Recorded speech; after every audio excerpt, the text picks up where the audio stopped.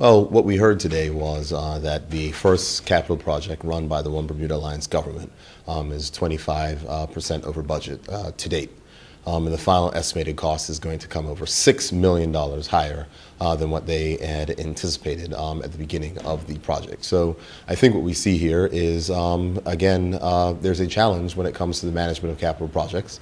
We see here the One Bermuda Alliance has talked a lot about the management of capital projects, but we've seen here that they have, in their first capital project, had a significant cost overrun. So there will come points in time where we will examine what are the reasons for this overrun, but at the end of the day, we see the government spending $6 million more than what they have right now.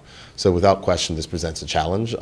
Without question, some of our members raised things in which the government may have considered, and insofar as saving money. There were lots of issues about people operating cranes, being paid $109 an hour, things that seem very high, rates that should be paid for this type of work. So we're going to continue to look into that, because the most important thing is that the Bermudian people get value for money. And in this case, we've seen a cost overrun, which is not something that I would think that anyone in Bermuda is proud of.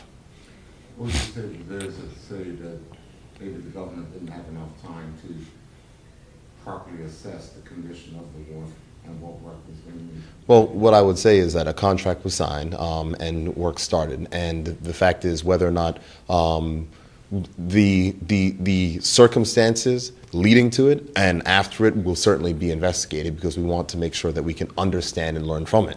But the thing is that a contract was signed for $22 million, and the wharf is going to end up costing $28 million. On top of the original cost. Yes, but this is just for the extensions that were needed to Heritage Wharf to house the Norwegian breakaway. So this is additional money that was just for the Heritage Wharf extension. And as we can remember that, when the Norwegian breakaway first came here, it was actually tied to the existing Heritage Wharf because the renovation projects were not completed in time. That much being said, the renovation works, which were supposed to cost $22 million, ended up costing us $28 million. And that's something that should concern everyone.